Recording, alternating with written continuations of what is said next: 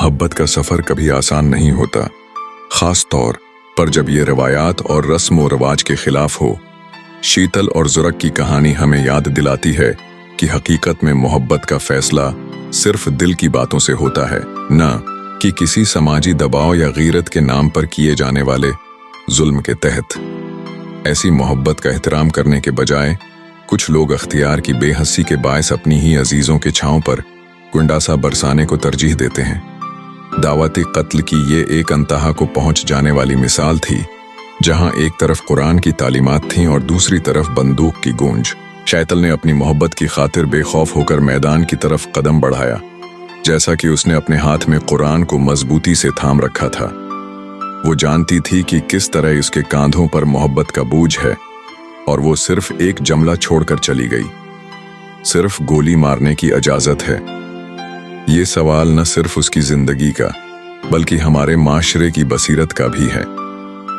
जुर्क की बारी आई तो उसके साथ भी वही सलूक हुआ, जहां गैरत के नाम पर एक और जान का नजराना दिया गया। इस सवाल का जवाब तो किसी के पास नहीं था कि जुर्म क्या था। क्या शीतल का जुर्म सिर्फ ये था कि उसने अपनी पसंद से शादी की?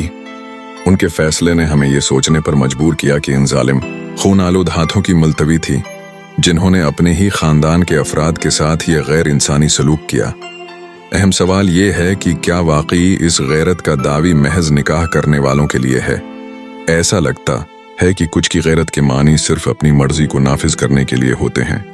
सूरत उन्निसा में वाज़ेह तौर पर जिक्र है कि अगर औरतों की पसंद है तो उन्हें रोका नहीं जाना चाहिए।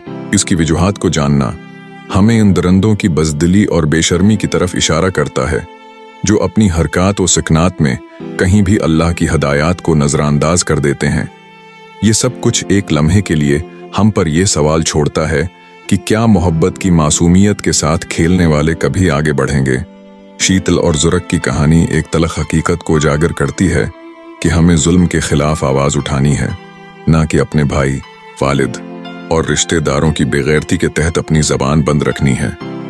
खुद एहतिसाबी का वक्त है, और अगर आज हमने अपने दिलों में गैरत की हकीकत को ना समझा तो कल शायद किसी और शीतल और ज़ुरक की जान भी ली जाएगी।